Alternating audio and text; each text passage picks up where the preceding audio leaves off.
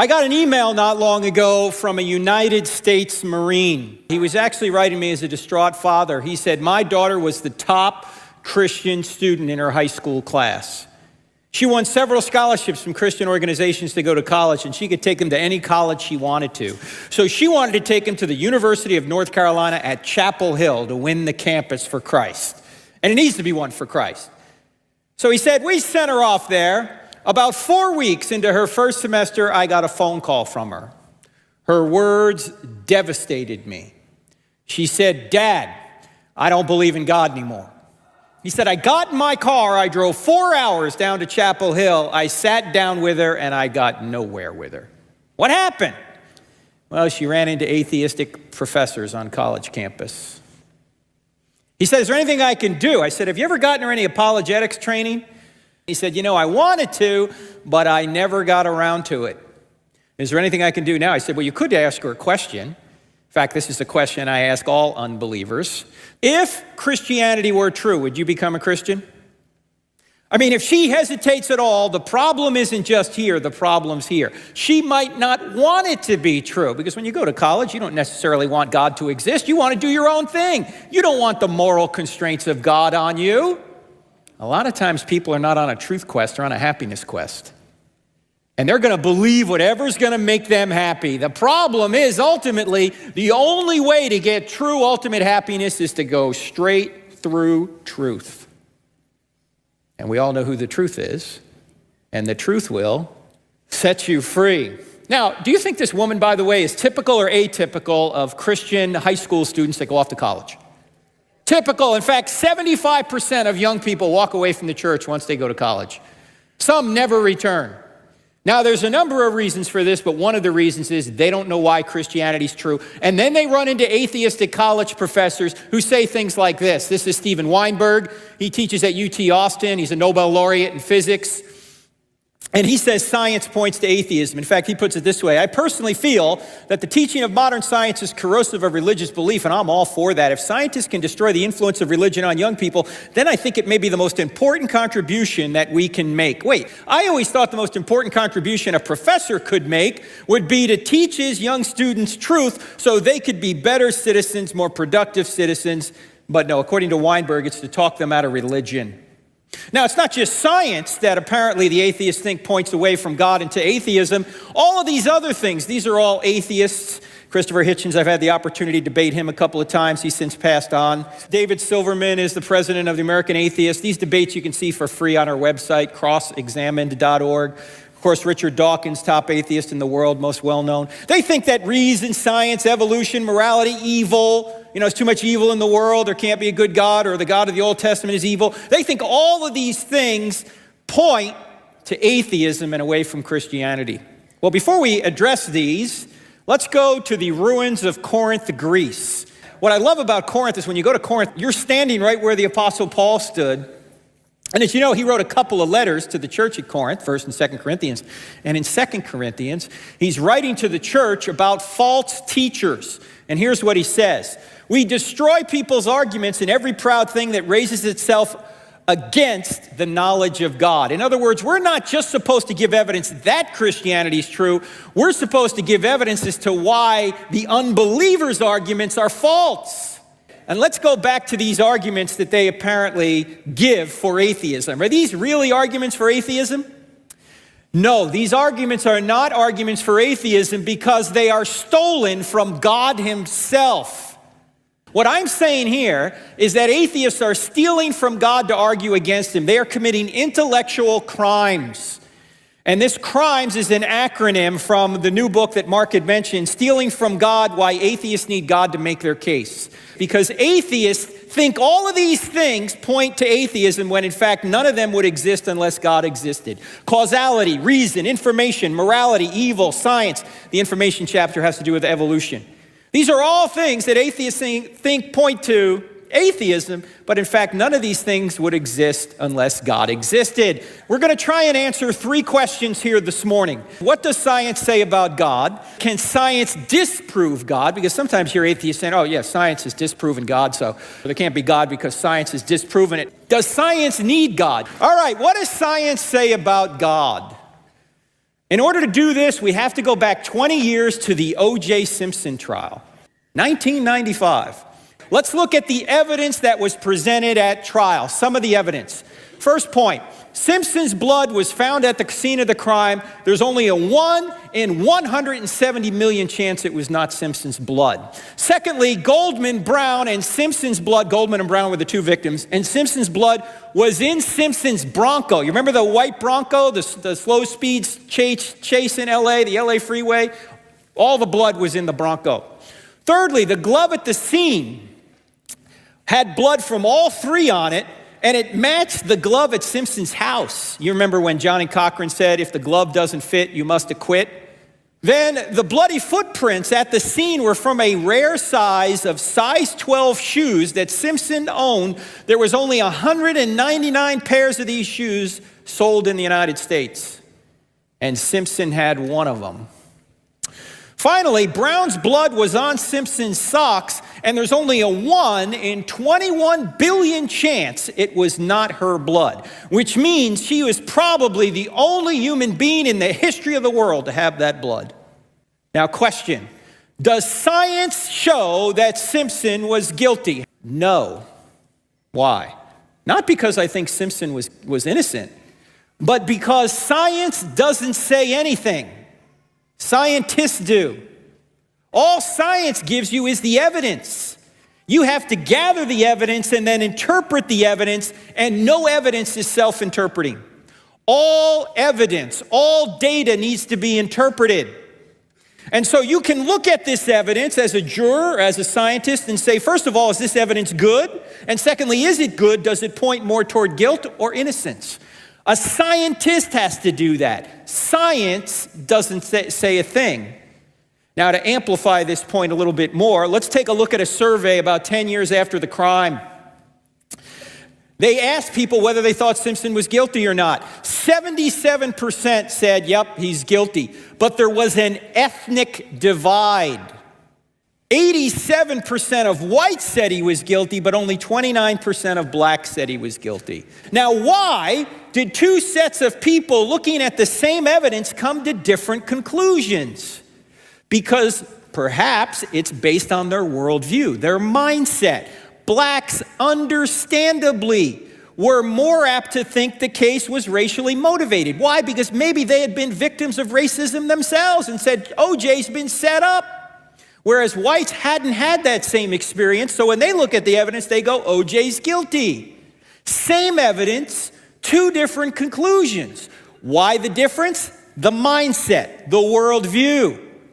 I submit to you this is the same thing going on when scientists are arguing over where the universe came from, where life came from, where subsequent life forms came from.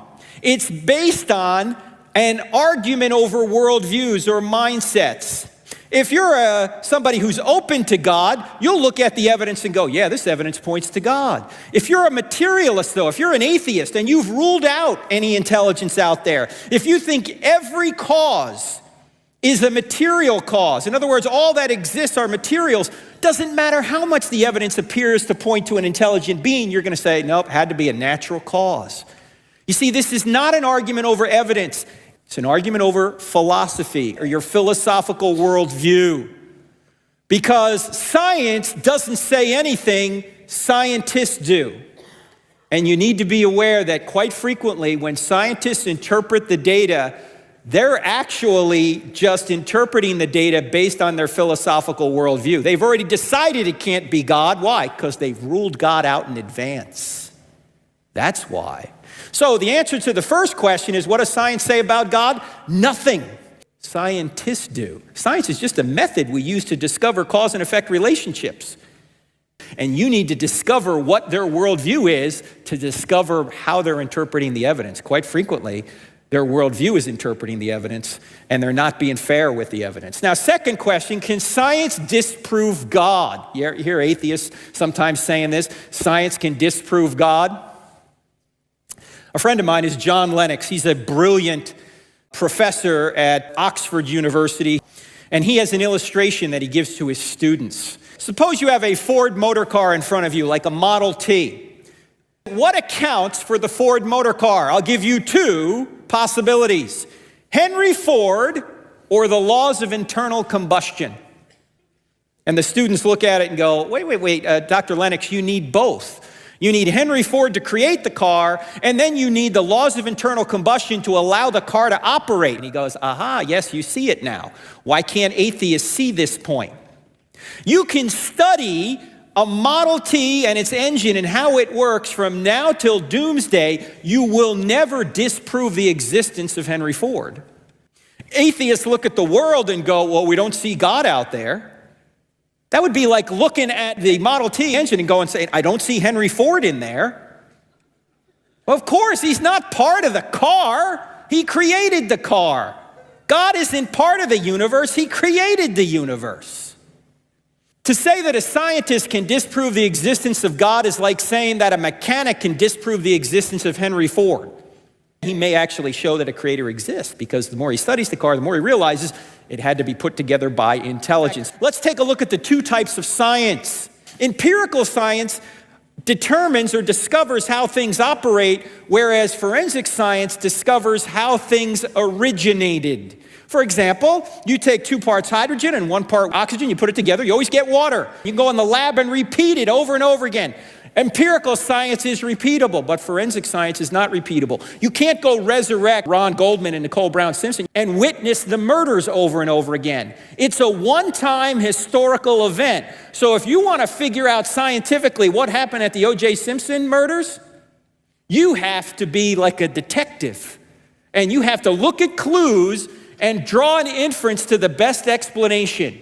Who murdered these people? You can't repeat it in a lab.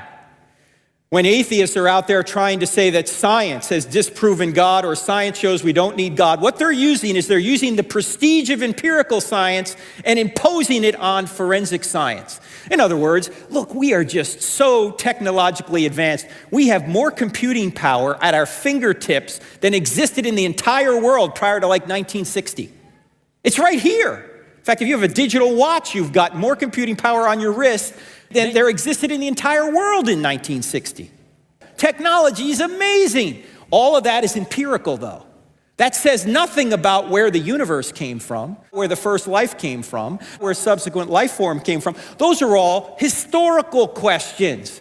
Now, do you think that atheists and Christians are arguing over how cell phones work or how computers work? We're arguing over these things. This science is much more secure than this science. This science you can repeat. This science you have to draw inferences. I submit to you, however, that if you look at the evidence for the existence of a spaceless, timeless, powerful, intelligent, personal, moral creator. So you need to keep these two types of science in mind when you're looking at this question. Third and final question, does science need God? First of all, what does science say about God? Nothing. Can science disprove God? No. So does science need God? Let's go back to my friend John Lennox. If you want to see their debates, the Fixed Point Foundation actually has them on their website. Toward the end of their second debate, Dr. Dawkins kept talking about how the laws of physics did this and did that, and somebody in their second debate asked a question. Dr. Dawkins, where do the laws of physics come from? And Dawkins said, I have no idea, but bringing God into it doesn't help. Bringing God into it does help. This is Paul Davies. He's a physicist at Arizona State University. He's an agnostic, meaning he goes, I don't know whether God exists or not. But in 2006, he wrote an article in the New York Times.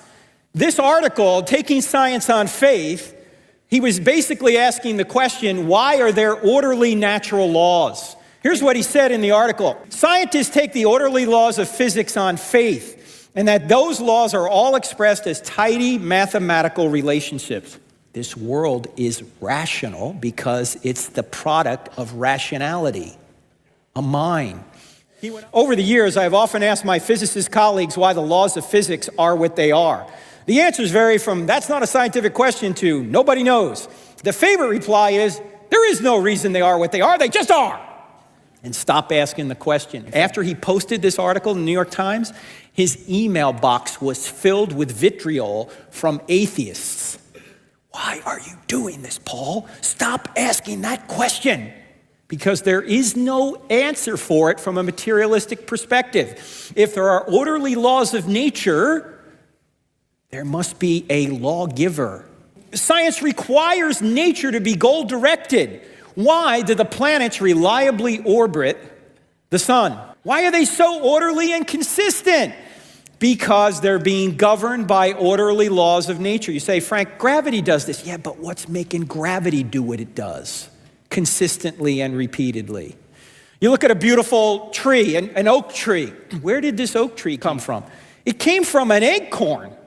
But why does an acorn, if it's properly nourished, always become an oak tree? Why doesn't it become an elm tree? Why doesn't it become a birch tree? Why doesn't it become a seahorse? Because it's goal-directed to become an oak tree. Is an acorn conscious? Is it thinking, I got to become an oak tree? No, it's unconscious. Why is it doing this? Because it's programmed to do this. There's an external intellect directing it. In fact, forget acorns and oak trees. Let's go back to you. This is you in the beginning. Question. This is at 11 weeks. Is this animal, mineral, vegetable, or human? Human. In fact, let's go even earlier. Let's go back to when your mother and your father got together. And then your father sent the entire population of the United States, 300 million soldiers, and then there was a race. And you won. Don't let anyone ever tell you you're not special. You beat out 300 million others. You have blown away anything Michael Phelps has done.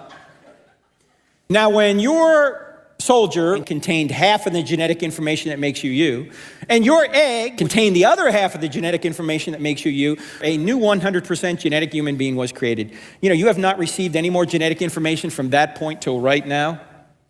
In fact, there were only 4 things separating you from adulthood: time, air, water, and food. Those are the same 4 things that separate a 2-year-old from adulthood. Does this have implications on the abortion issue? Yeah, I think it does. We don't kill the 2-year-old. Why do we kill the unborn child in the womb? Genetically, they're the same. You say, Frank, well, you can't legislate morality. Newsflash, all laws legislate morality. The only question is whose morality? And we ought not legislate my morality. We ought not legislate your morality. We ought to legislate the morality, the one that Thomas Jefferson said was self-evident. He said, we hold these truths to be self-evident, that all men were created equal and endowed by their Creator with certain unalienable rights. Among these are life, liberty, and a pursuit of happiness. So all laws legislate morality. The only question is whose. We might as well just recognize the true morality. Now, from this point, a construction project of astonishing complexity began taking place. Cells began multiplying at a rate of 4,000 cells per second. Brain cells began multiplying at a rate of 100,000 cells per second. For most of you, anyway. Some cells became brain cells. Other cells became heart cells. Other cells became lung cells. How did they know how to do this? Nobody knows. Some cells went so far across you to become what they needed to become that it would be equivalent to you today walking across the United States alone. And that construction project continues to this day. You just made 4 million new red blood cells. You just made another 4 million new red blood cells. You just made another 4 million new red. Are you thinking about this? Are you going, got to make new red blood cells? Hang on, I'm concentrating here. How is all this happening? Because you are goal-directed, and the processes inside of you are goal-directed. If you're doing this unconsciously, there must be some sort of intellect that's directing you toward that end. You know what the best explanation for all this is? The psalmist had it. For you created my inmost being. You knit me together in my mother's womb. Scientists have been experimenting on fruit fly embryos. And they try and divert these fruit fly embryos to try and get them to become something else. And it turns out that the embryos always make heroic efforts to get back on track. We try and take them this way, and they go, no, I gotta become a fruit fly embryo. I gotta become a fruit fly. What scientists get is one of 3 possible outcomes. They get a normal fruit fly, they get a mutant fruit fly, or they get a dead fruit fly. They don't even get a horse fly, much less a horse. Why? Because an embryo is goal-directed. A fruit fly embryo is goal-directed to become a fruit fly. With all our intelligence, we can't divert these things, yet atheists are telling us that non-intelligent processes can divert these things and have them become other kinds of animals. Nonsense. The world is goal-directed. If it's goal-directed, there must be a mind behind it. You know who thought of this first? Aristotle, 400 years before Christ, said nature's goal-directed. He called it final causality. There's a final goal, a final target that things are heading toward. It's sometimes called teleology. There's design in the universe. And when you're thinking, it's called intentionality. Like, for example, this morning, you intended to come to church. That's why you're here. Regardless of what you're thinking about, your thoughts are goal-directed. And they depend on a series of goal-directed processes over which you have no control. For example, you're having a free will thought right now, whatever that is. In order for you to have a free will thought right now, the neurons in your brain have to be acting properly. In order for the neurons in your brain to act properly, the atoms that make up the neurons have to act as they do, consistently and reliably. In order for the atoms to act consistently and reliably, the four natural forces we know about, the strong and weak nuclear forces, gravity and electromagnetism, have to do what they do repeatedly and reliably. Now, are any of these things conscious here? Well, what causes the natural forces to do what they do? That's the big question. We would say the external intellect is God. In fact, Aristotle said it was the unmoved mover that did it. Paul comes along and says, it's God, it's Yahweh that does it. All these goal-directed forces that are happening right now as you sit here are being directed toward an end by an external intellect. In fact, Paul put it this way: Christ is before all things, and in him all things hold together. Paul goes up on Mars Hill in Athens, right where Aristotle surely was 400 years prior. And Paul says, in Christ, we live and move and have our being. He's actually quoting a Cretan philosopher who said, in Zeus, we live and move and have our being. But Paul takes that and he says, no, in Yahweh, in Christ, we live and move and have our being. He's holding us together right now as you sit here. If there is a goal-directedness to nature, somebody must be directing it. In fact, God is to the universe what a band is to music. When the band was up here earlier, they created and sustained the music by playing. What happened to the music the second they stopped playing?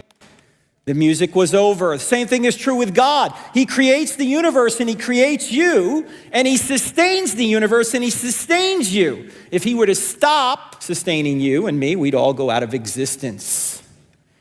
So, this man was an atheist who said a common sense interpretation of the facts suggests that a super intellect has monkeyed with physics as well as chemistry and biology, and that there are no blind forces worth speaking about in nature. This man is Fred Hoyle. He was one of the top atheists of the last century. And after he saw this, and particularly the fine-tuning argument for the universe, this guy said, hey, there's got to be a mind behind all this. There is a mind behind it. That mind is God, who created and sustains the universe. So I'm saying that God makes science possible. He sustains goal-directed natural laws. So when atheists say there is no need for God because natural laws can explain everything, they are stealing from God, who is the author and sustainer of natural laws. They're trying to say, oh, we don't need God, we've got natural laws. You-hoo, where'd you get natural laws from? And why are they so consistent and precise and reliable? Why is there so much goal-directedness in nature? There would be no ability to do science or ability to know anything unless God existed. So, summary. What does science say about God? Nothing! Scientists do, and sometimes, quite frequently, it's their philosophical presupposition which prevents them from interpreting the scientific data properly. Can science disprove God? No, science can't disprove God. A scientist can't disprove God any more than a mechanic can disprove the existence of Henry Ford. The third question is, does science need God? Yes. There would be no such thing as science if there wasn't an orderly natural world. And the only way we have an orderly natural world is because things are goal-directed, because there's a mind out there directing them as we sit here. We've got a YouTube channel. We put a lot of YouTube videos up there. They're very short videos because some of them are taped on a college campus when I'm interacting with atheists during Q&A, so you can share those with others. Just sign up for our YouTube channel. It's called Turek Video. And then we're on Twitter. We're also on Facebook. If you like our Facebook page, that would be good. We have TV every week on Wednesday nights at 8 p.m. Central and midnight Central, DirecTV channel 378. If you go to our website, crossexamined.org, at that time, you can watch the show streaming live. We're also on radio every Saturday morning at 9 a.m., and it's also on our new app. It has all these radio shows we do once a week.